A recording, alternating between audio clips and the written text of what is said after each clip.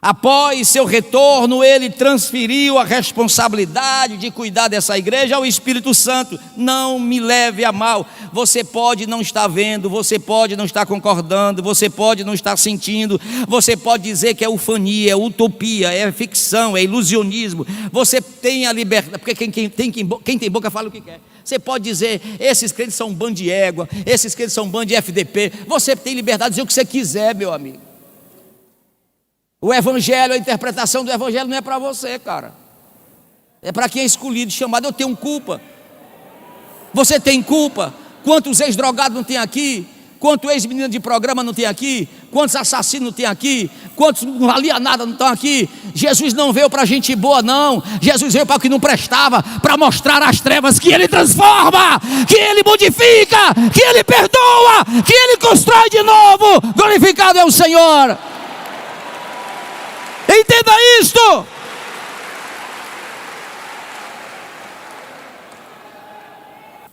Colossenses capítulo 1, versículos 10 a 23. 13, né? 13 a 23. Glória ao Senhor. Se você vir à igreja e não aprender nada do que foi ensinado pela palavra de Deus, você perdeu o seu tempo. Nós precisamos ter essa consciência. Da mesma forma que nós vamos ao médico e ele nos passa uma medicação e faz a prescrição e a gente não toma a medicação, da mesma maneira que vamos à sala de aula, o professor dá aula 1h40, 2 horas de aula e a gente não guarda nada, estamos gastando dinheiro e não teremos qualificação, não teremos capacitação, não teremos excelência naquilo que a vida em sociedade exige de cada um de nós. Assim é o reino espiritual. E o apóstolo São Paulo ensinava aquela igreja de tabela à humanidade a respeito de Cristo, dizendo: Ele nos tirou do poder das trevas, ignorância, escuridão, incapacidade de meditar, de pensar, de entender, de perceber. E nos levou para o reino do seu Filho amado. Olha, do reino do seu Filho amado. Nós não tínhamos esse direito, esta capacidade, esta condição de pertencer a este reino. Observe que ele declara de forma muito espetacular. Ele nos levou para habitar, para viver no reino. Deixa o versículo 13, meu filho, não terminei. No reino do seu Filho amado. Então é uma particularidade, uma especialidade, uma exclusividade da relação entre Deus e Jesus. E Ele nos permitiu estar neste reino, um reino de amor, de compreensão, de dádiva.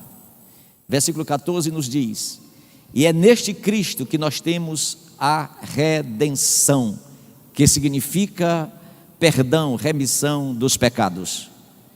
Versículo 15: e Ele é a imagem do Deus invisível. O nosso Cristo não é um homem qualquer, Ele é a imagem do Deus invisível.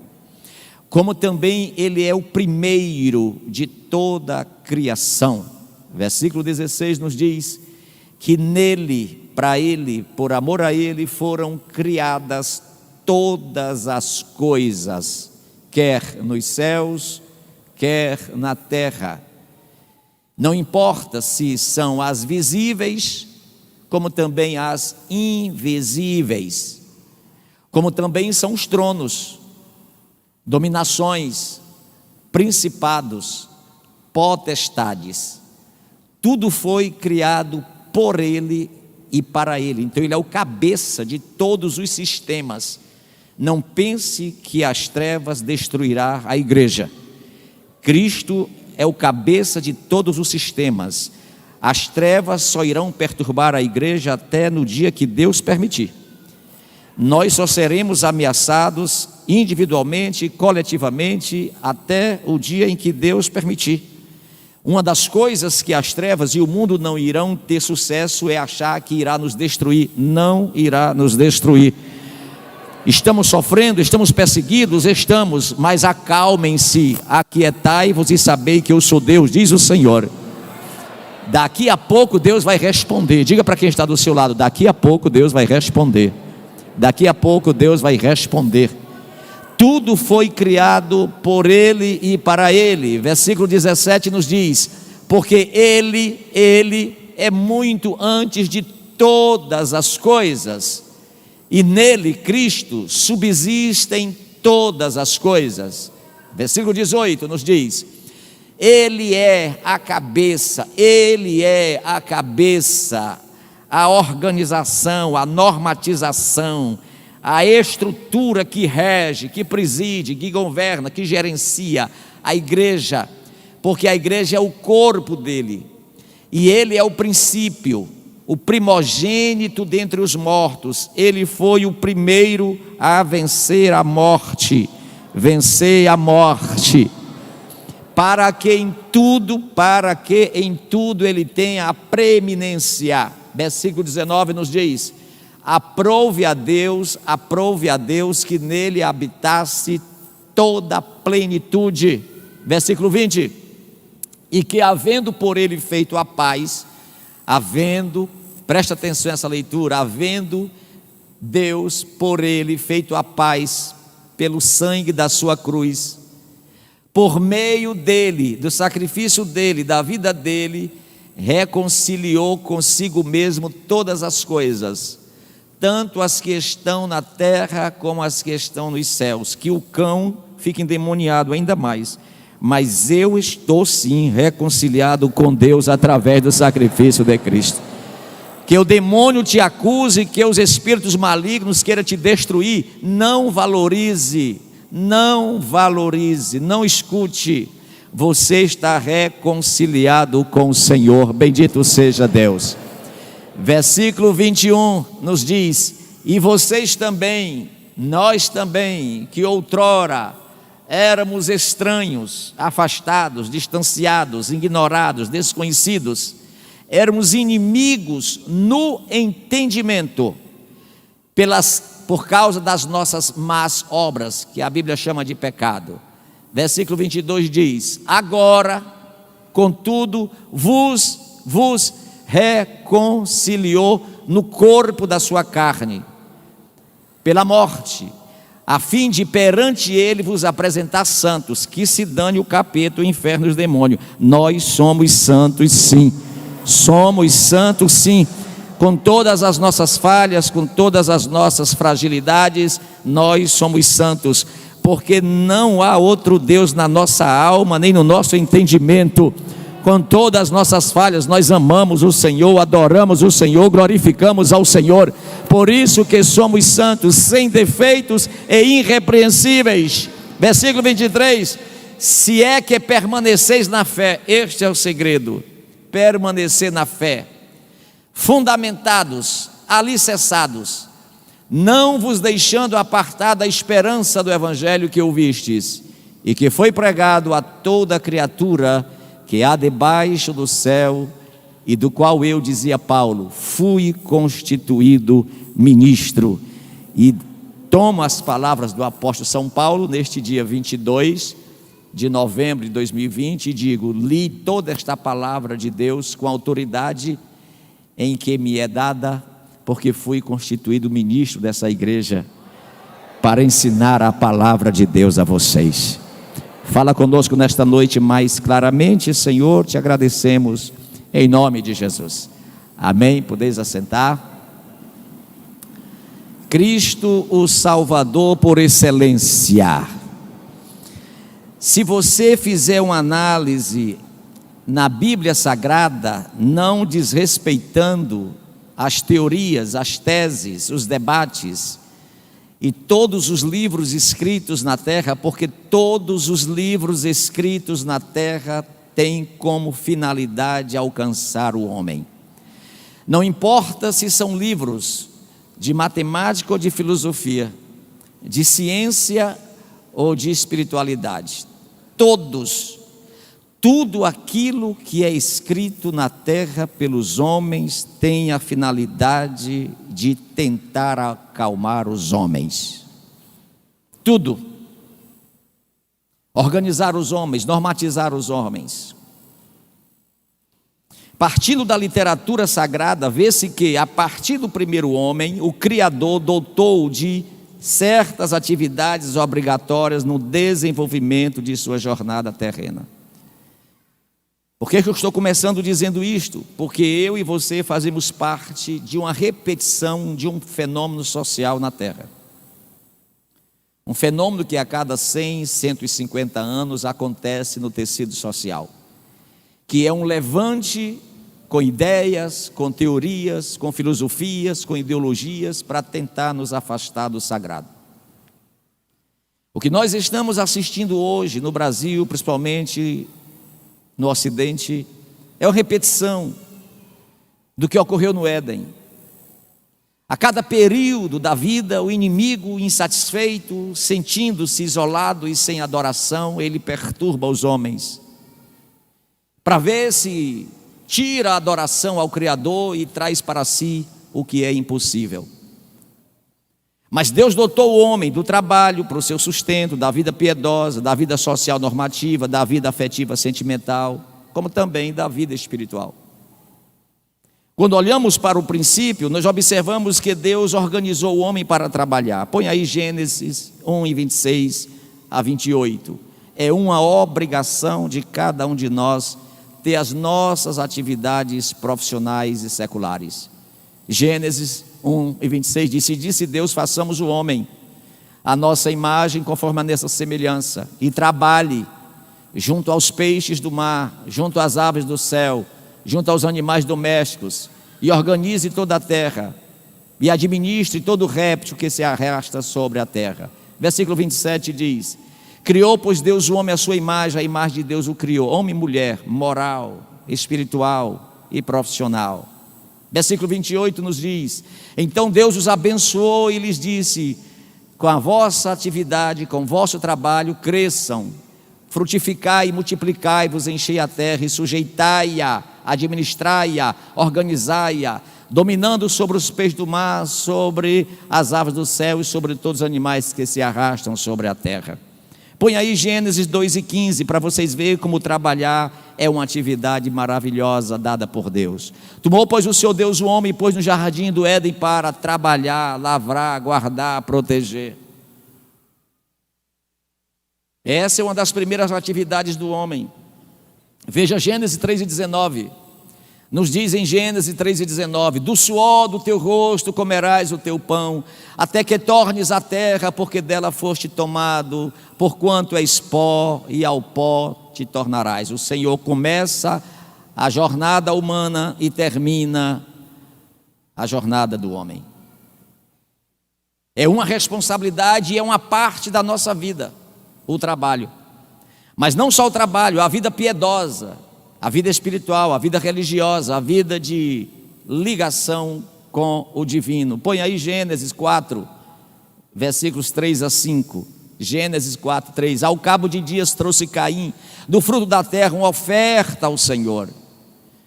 Depois de aparecer a vida de atividade profissional, material, o homem agora tem a necessidade de agradecer a Deus pela saúde de trabalhar, pela produção, pela multiplicação, e vem ao Senhor. Versículo 4 nos diz: Abel também trouxe dos primogênitos das suas ovelhas e da sua gordura. Ora, Deus olhou, Deus viu, Deus atentou para a oferta de Abel. Versículo 5: mas para Caim, para a sua oferta não atentou. Deus não atenta para a irresponsabilidade da nossa espiritualidade. Deus não atenta para a nossa relapsidade para com a relação com Ele. Assim como Ele nos abençoa, abençoa a terra, abençoa a nossa mão para produzir, Ele também rejeita quando nós somos relapso com as bênçãos que Ele nos deu. O trabalho é uma bênção de Deus para a nossa vida. Por isso precisamos da vida piedosa. Daí a gente ter responsabilidade com esse Cristo que está acima de todas as coisas e é dono de todas as coisas, e todas as coisas foram feitas para Ele, por Ele. Daí nós estarmos aqui por causa de Cristo, vestimos a melhor roupa por causa de Cristo, o nosso melhor sapato por causa de Cristo, o melhor shampoo por causa de Cristo, o melhor perfume por causa de Cristo. Saímos de casa alegres e felizes para a casa de Cristo, para ouvir Cristo, sentir Cristo, glorificar a Cristo. Nós estamos aqui porque Ele merece nosso louvor e a nossa adoração, em gratidão ao que Ele fez durante a semana e vai fazer a partir de amanhã em nossas vidas. Glorificado seja o Senhor para sempre. Mas Ele não só dotou-nos de uma vida de trabalho, nem de vida piedosa, mas Ele também requer uma vida social normativa. Põe aí Gênesis 4:15, nos diz a palavra: o Senhor, porém, lhe disse: portanto, quem matar Caim 7 vezes, sobre ele cairá a vingança. E pôs o Senhor um sinal em Caim, para que não ferisse quem quer que o encontrasse. Deus normatiza a sociedade. Deus fala como deva ser o nosso comportamento de um para com o outro. Deva ser um comportamento de relação harmônica e não relação fluída pela contenda, pelo atrito e pela dissensão.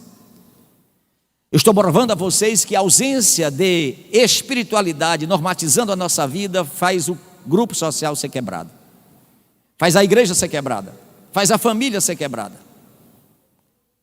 A rebeldia que está nos destruindo é fruto da nossa relapsidade com a espiritualidade. A espiritualidade nos faz éticos, a espiritualidade nos faz educados, a espiritualidade nos faz hierárquicos. A espiritualidade nos faz mais domésticos, mais harmoniosos, mais comunicativos, mais unidos, mais humildes. A espiritualidade tira de nós a exaltação, a prepotência, coloca a simplicidade e a humildade. Porque a espiritualidade faz a gente entender que não somos nada, não passamos de pó. Se temos alguma coisa, se somos alguma coisa, se conseguimos alguma coisa, não é por nossos méritos, são os méritos vindo do Senhor. Nós precisamos entender isto. Mas a vida na terra, administrada pelo reino espiritual, não é só de trabalho, nem de vida piedosa, nem de vida social normativa, mas também de vida afetiva, sentimental. Põe o versículo, capítulo 4, versículos 1 e 2. Olha como Deus cuida de todas as áreas. Conheceu Adão a Eva, sua mulher. Não é conheceu, tudo bem, como é o seu nome? Não é esse conhecimento social, mas deitou Adão com Eva, coabitou Adão com Eva, teve um coito entre Adão e Eva, e ela concebeu, ela engravidou, e deu à luz a Caim, e ela disse: que coisa maravilhosa, do Senhor alcancei um varão. Olha como era normatizada a espiritualidade na vida das mulheres e dos homens antigamente. Eles tinham seus sentimentos, suas fantasias, tudo no Senhor. Olha o versículo 2: tornou a dar luz a um filho, a seu irmão Abel. Abel foi pastor de ovelhas e Caim foi lavrador da terra. Deus está dizendo: Adão, volta a deitar com tua mulher. Eu gosto desse negócio, porque pode sair alguém errado, mas sai alguém certo. Infelizmente hoje nós fazemos parte de uma sociedade que não quer ter filhos, quer criar o pudo, o bichano. Por outro lado, nós estamos diante de uma sociedade que adoece os seres humanos, e nós temos uma certa razão por não querermos mais filhos. Mas não esqueçam que é no ser humano que Deus habita. É o ser humano que Deus usa para realizar prodígios, milagres e grandes avivamentos e revoluções. Tem as revoluções do mal? Tem, mas tem as revoluções do bem. É incrível isto, como nós precisamos ter conhecimento do que é o reino de Deus interagindo conosco aqui na terra. Põe aí Gênesis 24:16, que mostra quando Eliezer, servo de Abraão, empregado, gerente das fazendas de Abraão, saiu jurando a Abraão que ia trazer uma mulher, uma moça da casa de Deus para casar com seu filho. E ele encontrou aquela donzela, e o voto foi o seguinte: quando eu chegar na terra dos meus pais Abraão, e se por acaso a primeira moça que sair para tirar a água do poço e me dar água e dar água aos meus camelos, esta é a escolhida de Deus para o filho do meu senhor Abraão, chamado Isaque. E quando ele se aproxima daquele povoado, sai uma moça linda, chamada Rebeca, e diz a Bíblia que ela era uma donzela muito formosa, em outras palavras, bonita e gostosa, virgem, nenhum varão tinha tocado nela, e ela se interessou e desceu à fonte, encheu o seu cântaro e subiu. Olha o versículo 17: Respondeu ela: bebe. Então o servo correu ao encontro e disse: deixa-me beber, peço-te um pouco da água do teu cântaro. 18. Respondeu ela: bebe, meu senhor. Então, com educação, com delicadeza feminina, diferente de hoje, mulheres machos, sim senhor, com a delicadeza feminina, baixou seu cântaro sobre a mão e deu-lhe de beber. Incrível isso, né? Leva lá para os versículos 63 e 64, 63 e 64, 63 e 64. Saíra Isaque ao campo à tarde. O que era que aquele rapaz ia fazer? Sabia que o servo Eliezer tinha saído em busca de encontrar a donzela dele. Aí, ao invés dele ficar em casa brincando de videogame, no WhatsApp, ele saía para o campo orar. A palavra aí está meditar, mas no original está orar. Ele tinha muita coisa para orar. Orar para que Deus fizesse com que a moça que saiu ao encontro fosse bonita, maravilhosa e linda. E de repente, quando ele levantou os olhos, viu, e eis que vinham os camelos do servo do seu pai Abraão. Versículo 64. Rebeca também levantou os olhos, e vendo a Isaque, teve consciência que aquele rapaz era o dela. Saltou do camelo e houve o encontro. Põe o versículo 67. 67. Isaque, pois, trouxe Rebeca para a tenda de Sara, onde Sara tinha morrido.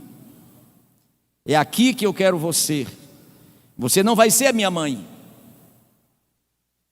mas eu preciso que a influência da minha mãe, mulher de respeito, mulher de vergonha, mulher idônea, mulher crente, mulher que recebeu anjos e falou com eles, a bênção dela esteja sobre você. E tomou ela, e deitou com ela, e foi por mulher, e ele a amou. Assim Isaque recebeu daquela moça o consolo pela morte da sua mãe. Ela entendeu, ela incorporou Sara e disse: eu vou substituir sua mãe, porque sei que você está órfão, está muito sentido.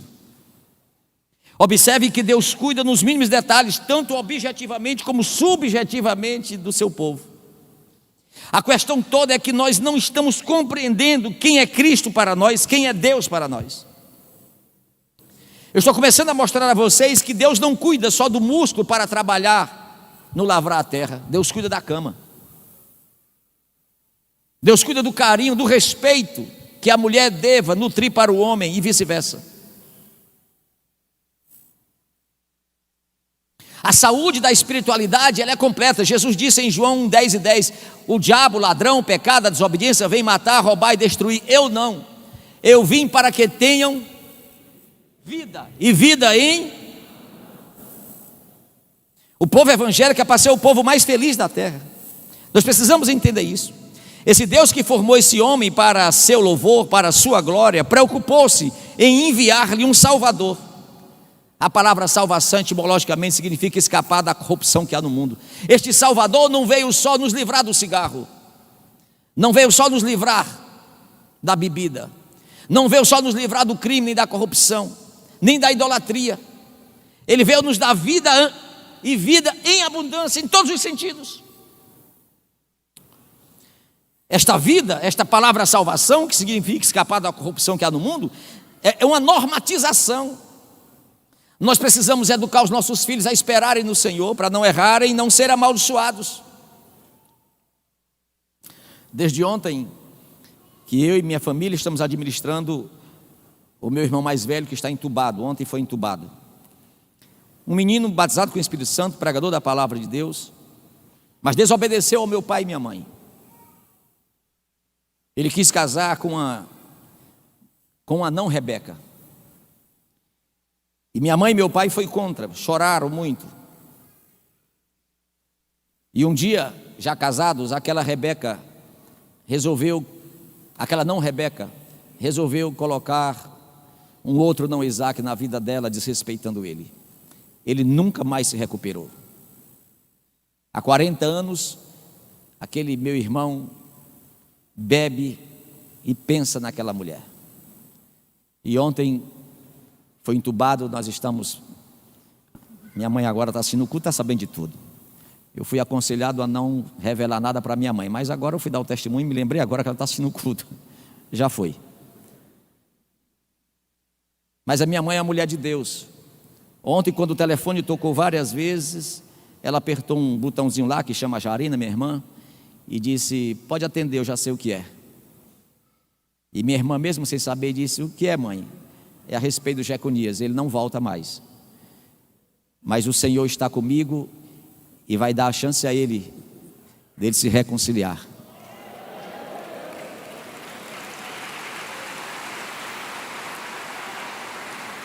Quando os filhos desrespeitam os pais, o prejuízo é terrível.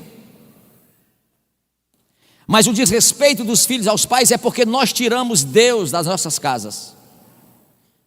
Nós tiramos a Bíblia da nossa casa, tiramos o culto doméstico da nossa casa. Nós tiramos a oração da nossa casa. Os nossos filhos não sentem mais nada na igreja, eles vêm para a igreja como se fosse para um shopping. Observe que Isaac teve a responsabilidade, quando casar, levar Rebeca para onde a mãe dele recebeu Deus. Falou com os anjos. Naquela tenda em que Abraão sai de manhã pela madrugada e olha para os céus, e Deus diz: conta as estrelas, Abraão. E ele começa: 1, 2, 3, não dá para contar. É muitas? São muitas? São. Assim será a tua geração na terra. A geração que vai valorizar a fé. A geração que vai crer na minha graça, no meu poder, na minha glória, na minha majestade. Glorificado seja o Senhor. Abraão obedeceu e o resultado é que mais de 6.000 anos já se passaram. E olha o resultado de Abraão ter ofertado a sua fé, crendo naquele que reina e naquele que um dia voltará para buscar a sua igreja. Glorifica o Senhor nesta noite. Esta é a realidade. Então, ele não só cuida das atividades terrenas, mas também quer cuidar das espirituais, porque são as nossas atividades espirituais que norteiam toda a nossa vida. Eu vou repetir para ver se vocês entendem. É através da nossa espiritualidade que toda a nossa vida é norteada.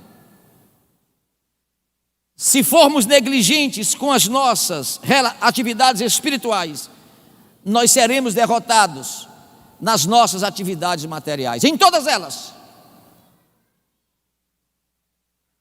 Os teóricos, os filósofos teimam em afirmar que religião é invenção humana, produzindo loucura nos homens, alucinações,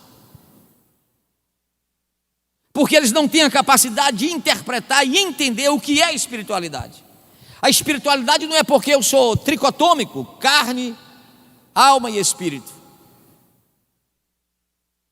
A espiritualidade não é porque anjos demoníacos, espíritos maus estão na região celeste perturbando os filhos da desobediência, como diz Efésios capítulo 2. Mas a espiritualidade fala de uma relação criador e criatura. Não uma espiritualidade mecânica, mas uma espiritualidade orgânica. E o Senhor quer normatizar os homens através da espiritualidade. E da mesma forma que Ele planeja uma vida excelente em todos os seus aspectos, Ele providencia um Salvador por excelência, a fim de que esse homem também tivesse gozo espiritual. A única forma de termos gozo e êxtase e alegria na terra é através de Cristo. É pela espiritualidade altruísta, solidária, altiva, realizada no Calvário. Porque essa espiritualidade é o alimento da relação Criador-criatura. É ela que tira nossas dúvidas, é ela que nos sustenta. Quando nós não temos essa espiritualidade, é fácil sermos derrotados por Satanás. O que é que você acha de uma pessoa que tira a vida? Este ano tem sido um ano trágico para nós. Muitos pastores suicidaram. E aí, o que você tem a dizer? E aí, pastor? Um pastor que prega a palavra tirou sua própria vida, jogou-se do 10º andar. A questão é que nós só conhecemos as coisas da testa para fora, mas nós não conhecemos as coisas da testa para dentro.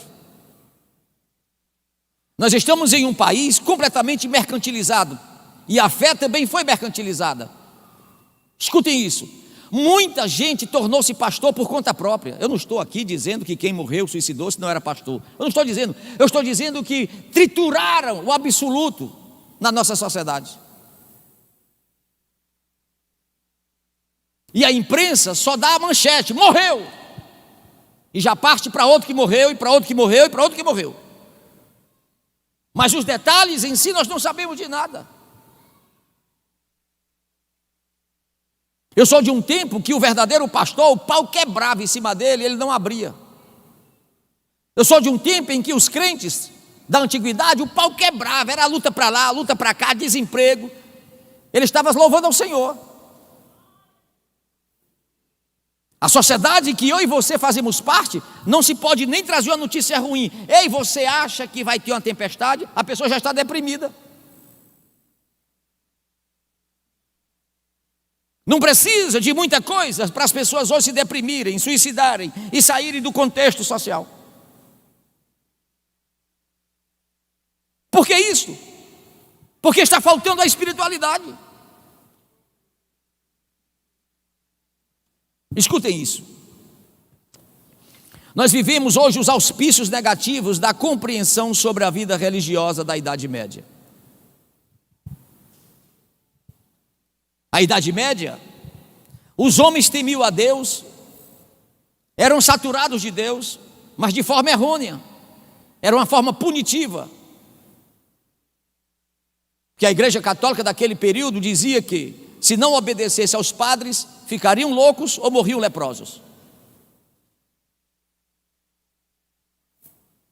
Vocês sabem muito bem que já foi falado N vezes sobre a venda das indulgências, que leva Lutero a fazer a reforma protestante. E os teóricos e filósofos e cientistas acreditam na Idade Média a desgraça da religião, porque foi um período de intensa loucura, de intensos problemas sociais.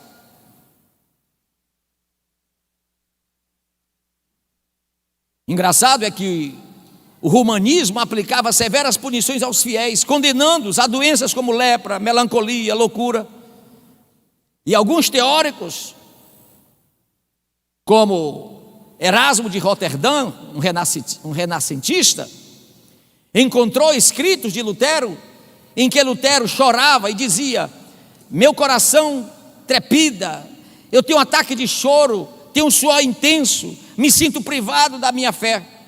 E o teórico Erasmo de Roterdã achou que ele estava perturbado porque a religião o oprimia.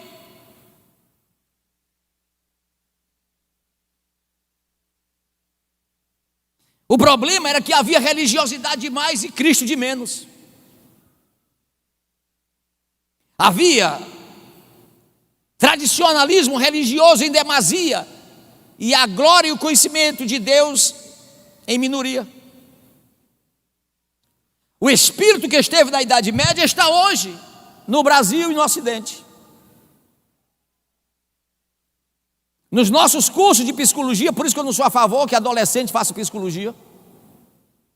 Nos nossos cursos de psicologia, nós estudamos só teóricos que falam que a religião produz loucura nos homens.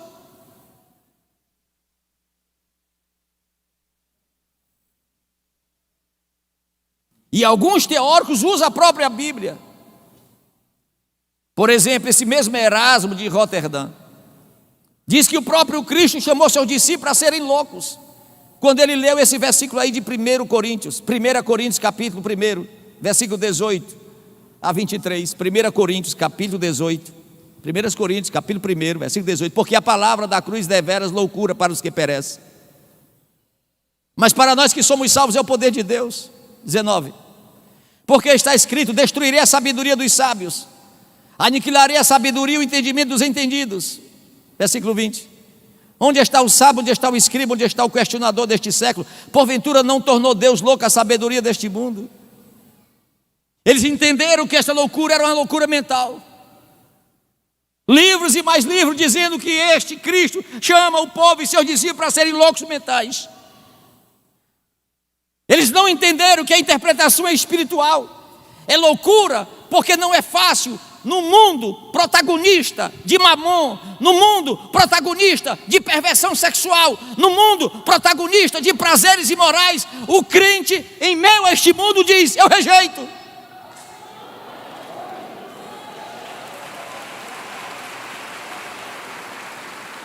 No Brasil protagonista de corrupção, onde entrar no sistema político ou se corrompe ou é jogado fora, e você chega e diz: não quero, é louco.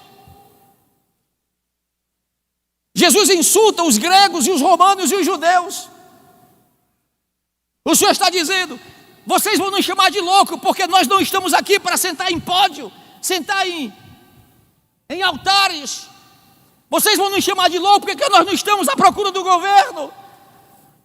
Eu estou trazendo o reino espiritual aos homens que estão perdidos. Aprove Deus salvar os crentes pela loucura da pregação. Que pregação? Não ao pecado, não à idolatria, não à normatização do mundo, sim a Cristo, sim ao reino espiritual, sim ao batismo com o Espírito Santo, sim à salvação. Glorificado é o Senhor. Oh glória! Estão entendendo isto? O problema da Idade Média era que tinha muita religiosidade e nenhum conhecimento da espiritualidade de Cristo. Lembra de Atenas? Põe aí Atos 17, 23. Olha o que diz Atos 17, 23, quando Paulo chega em Atenas. Porque passando eu observando os objetos do vosso culto, encontrei também um altar em que estava escrito: ao Deus desconhecido. Esse pois que vocês honrais sem conhecer, eu tenho ele no meu coração. Aleluia. Nós estamos vivendo no Brasil um momento semelhante ao de Atenas, um momento semelhante ao da Idade Média.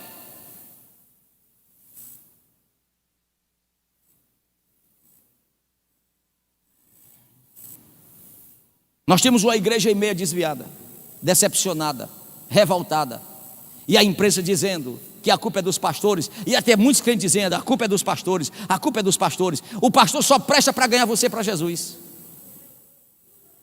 Mas pela tua incredulidade o pastor é culpado, pelo teu desvio o pastor é culpado, por aquilo que você quer, por fim da força conseguir, não deu certo, o pastor é culpado. O pastor está aqui para você que eu sou culpado. Vá se converter. Quando você for entender a vontade de Deus na sua vida, você não vai culpar ninguém. De que se queixa o ser vivente, diz Jeremias e Lamentações. Queixe das suas atitudes, queixe das suas atividades, queixe das suas decisões, que Deus não está inserido. Nós evangélicos precisamos entender que temos a liberdade de planejar, premeditar, organizar, projetar, mas precisamos entender uma coisa: que a resposta é do Senhor. Se Ele disser não, é não. Se Ele disser sim, é sim.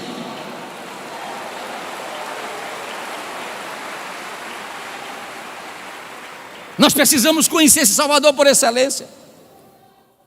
Nos tornamos materialistas. O erro da ciência, o erro dos teóricos, o erro da filosofia e dos filósofos é se acharem superior ao tempo, superior aos homens e superior a Deus. Todos morreram. Todos estão morrendo. E todos irão morrer. Mas a leitura que eu fiz, você leu: Cristo é o primeiro, o primogênito da ressurreição. Outra grande confusão que a Idade Média fez para depreciar a religiosidade foi dizendo: esses crentes são loucos, a religião enlouqueceu os homens, porque a religião dizia que eles vão ressuscitar. Irmão, filosofia, teoria, é tudo cheio de cão. Eles não entendem o reino espiritual e querem nos dar lição. Eles não entendem a espiritualidade, a vocação, a eleição, a escolha, o chamado, e querem nos interpretar a palavra.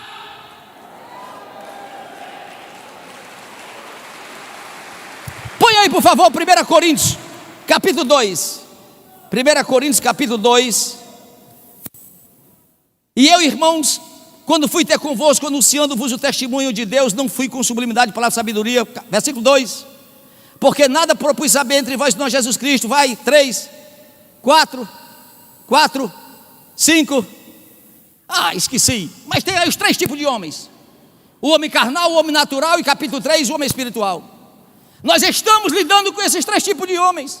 Os filósofos e teóricos são homens naturais e carnais, e querem administrar os homens espirituais, imbecis, idiotas. A ressurreição não é que eu vou morrer e vou voltar a viver, não, imbecil. A ressurreição é que quem tem Cristo tem a vida eterna. Oh glória!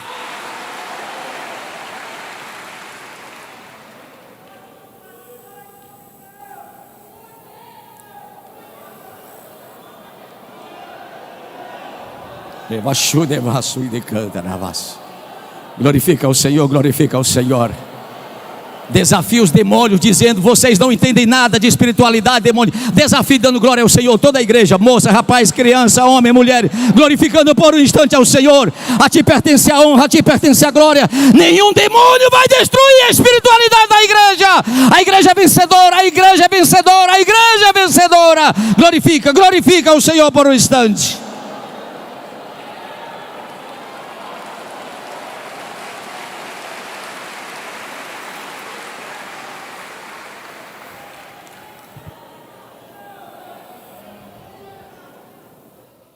Entendamos uma verdade: Cristo é a imagem visível do Deus invisível. Põe em Colossenses capítulo 1 e versículo 15. Colossenses capítulo 1 e versículo 15. Ele é a imagem do Deus invisível, está entendendo? Ele é o primogênito de toda a criação. Isto é, Ele é a semelhança moral e espiritual de Deus. Ele é a imagem, semelhança. Glorificado seja o Senhor para sempre. Põe aí Colossenses 2:9, Colossenses 2:9. Porque nele habita corporalmente toda a plenitude da divindade, isto é, mesmo sendo encarnado, ele é 100% Deus. Por favor, não pense que Cristo é um revolucionário, não pense que Cristo é um profeta. Desculpa, judeus, Cristo é Deus. Cristo é Deus. Ele diz na sua palavra: eu e o Pai somos um. Não me leve a mal, não me leve a mal. Tire toda a dúvida do seu coração. Cristo salva, Cristo restaura, Cristo perdoa, Cristo justifica. Ele morreu para ressuscitar, Ele morreu para fazer legitimada a nossa pregação. Pelo amor de Deus, para de se desviar, porque um barbudo maconheiro, professor de filosofia, diz que religião não existe. Repreenda esse capeta, levanta na sala de aula e diz: está repreendido, demônio. Seja cheio do Espírito de Deus. Acredite no que eu estou pregando, porque a palavra de Deus está acima de todo teórico. A palavra de Deus está acima de toda filosofia. A palavra de Deus está acima de toda ciência, de tudo que os homens têm. A palavra de Deus e a boca de Deus falando aos homens. Glorifica o Senhor. Oh glória! Segundo lugar, Ele é o cabeça da igreja, sendo ela seu corpo visível na humanidade. A igreja é o corpo e Ele é a cabeça.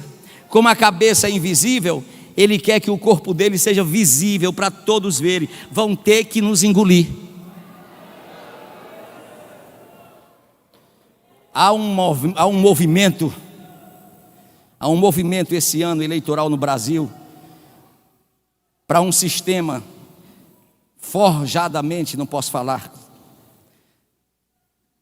ser protagonista de vitória, com a finalidade de acabar a moral católica e evangélica. Eu tenho pena. Aí fica um bocado de crente aí: o senhor está vendo, pastor? Não perca o tempo vendo essas besteiras. Irmão, nós falando só do amor de Deus, somos finitos. Nós falando do amor de Deus, andando bem direitinho, jejuando, se arrebentando para servir a Deus, tem um cemitério nos esperando. Imagine um imbecil, drogado, abra a boca: vou fechar esses crentes. Homem, para de ouvir asno. Para de ouvir asno. O coração de todos os homens está na palma da mão do Todo-Criador, Todo-Poderoso. Glorifica, glorifica o Senhor, glorifica o Senhor. Glorifica o Senhor. Quanto mais perseguir a igreja, mais a igreja crescerá. Glorificado é o Senhor para sempre. Aplaude bem forte ao Senhor, aplaude bem forte ao Senhor.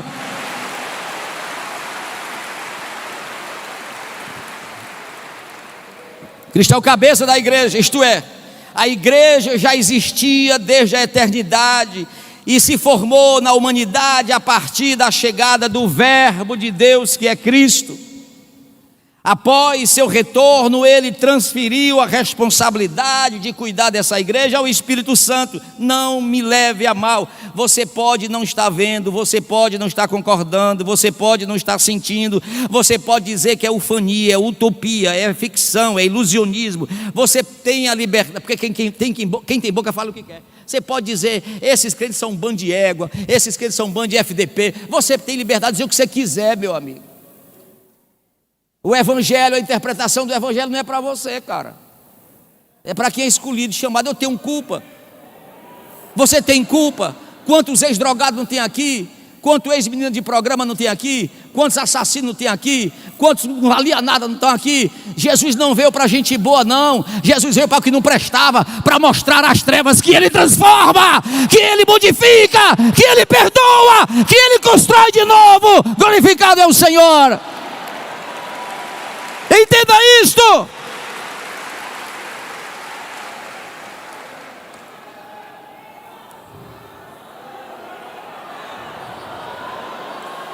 Aleluia! Onde estão todos que se levantaram contra o povo de Deus? Onde estão? O Espírito Santo está aqui. Pastor, para com isso, não estou sentindo nada, estou só olhando para a tua cara. É porque você não se converteu, seu filho da mãe. No dia que tu se converter, tu vai ver como é gostoso sentir a presença do Espírito Santo de Deus. Oh glória! Oh glória!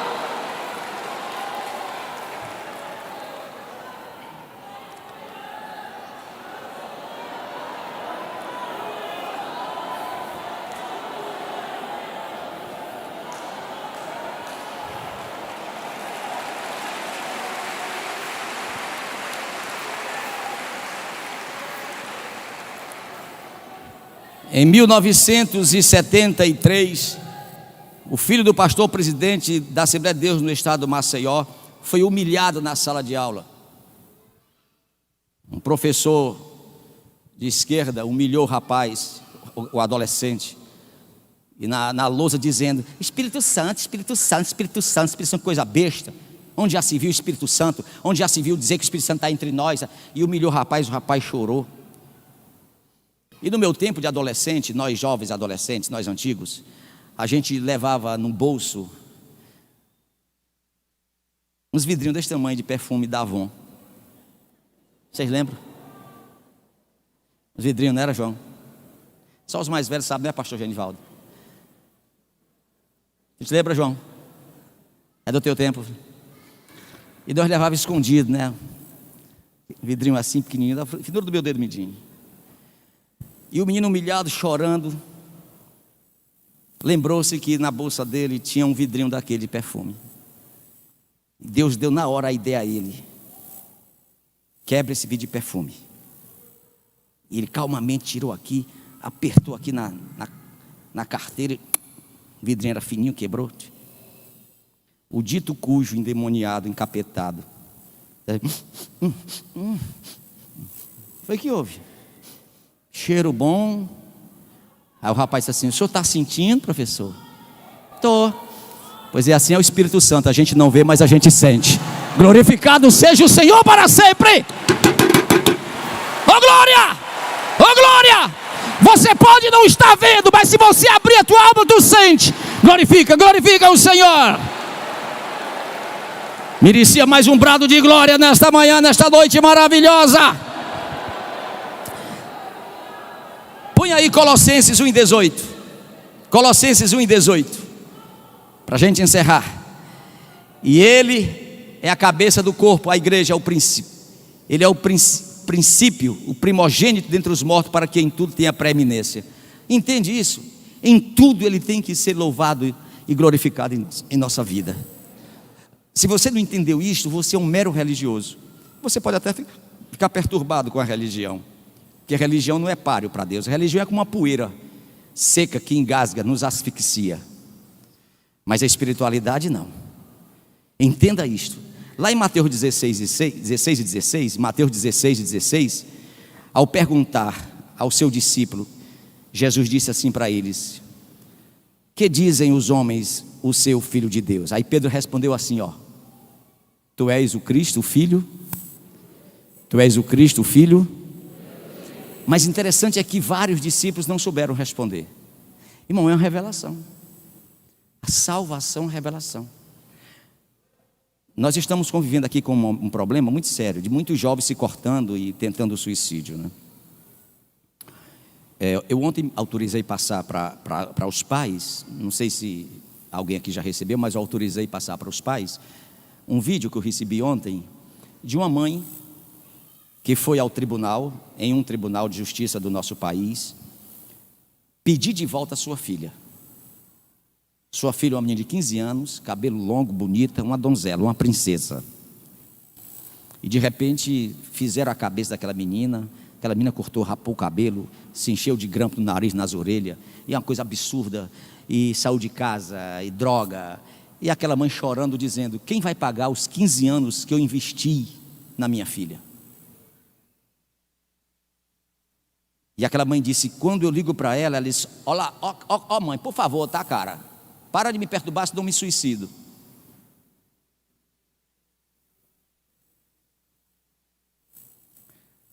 Trazendo esse contexto para dentro da igreja, eu fico a imaginar o porquê que os nossos filhos, as nossas filhas estão a sofrer. Que tipo de cristianismo, de espiritualidade nós estamos professando dentro da nossa casa? Que os nossos filhos estão se cortando e querendo se matar.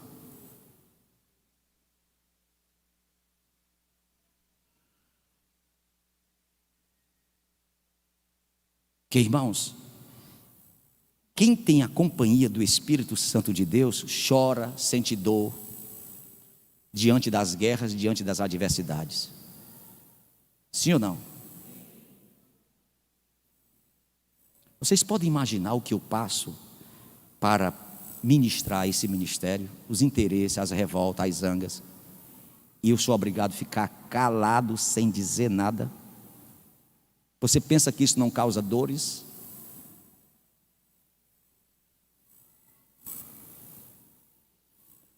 Você pensa que isso é fácil alguém resistir, suportar?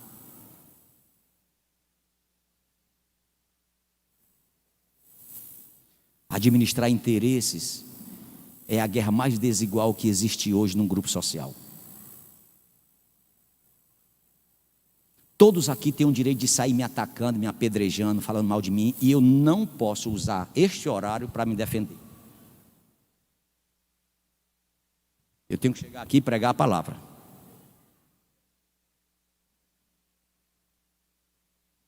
E o que é que me faz suportar estas guerras?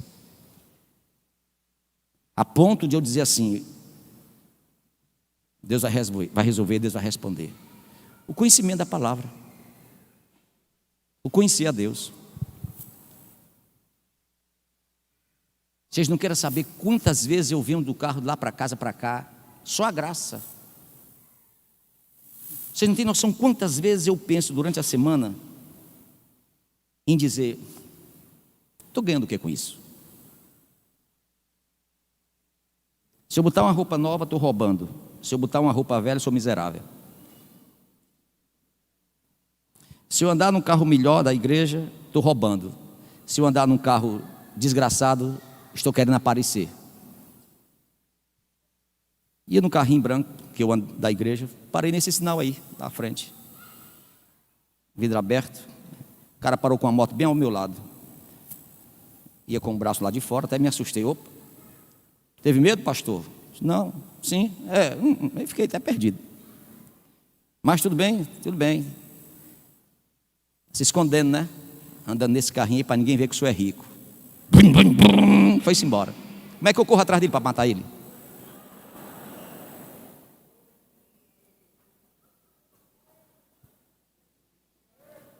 E você ainda tem que dizer: Deus te abençoe.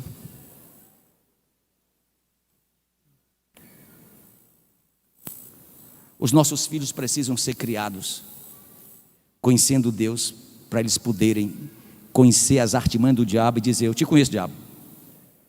Você não vai tirar leite com espuma comigo, não.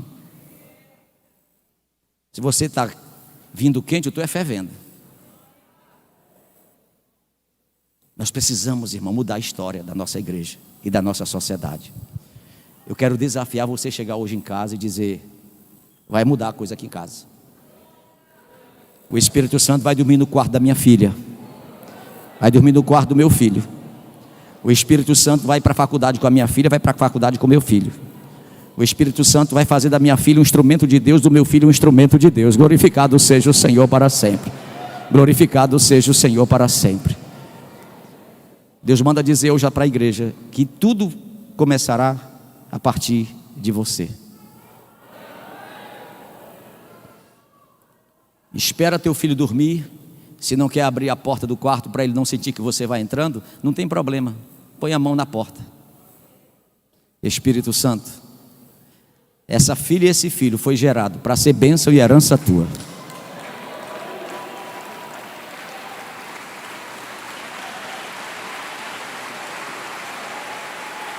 Mas não justifica, não justifica. Nós precisamos ter coragem de dizer: tu és o Cristo. Eu passei 4 anos numa universidade sem poder dizer que eu era evangélico. No 4º ano, o professor disse: a gente vai ter uma aula prática de terapia.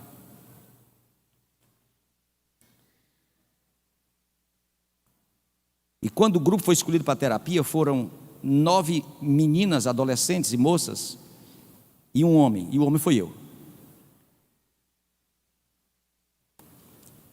E o professor disse: Gessé, você é o escolhido para dirigir a terapia. Quando é que vai ser? Sexta-feira que vem. E como é esse negócio? Não, você cria aí, procure, estude e monte aí uma estratégia e uma terapia de grupo. Você vai ministrar uma terapia para as suas 9 colegas. Pode ser do meu jeito.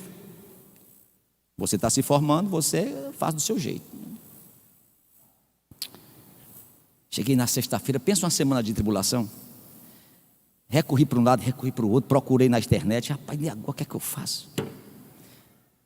Presta atenção aí, Totti. Aí cheguei na sexta-feira, começava 11h20 a 12h20. Aí eu entrei, a professora entrou, sentou: pode começar. Irmão, eu me tremia das pernas ao cabelo. Eu olhava. Aí disse assim: apague a luz. Aí eu, né? Apaguei a luz. Ficou na penumbra. Pode começar.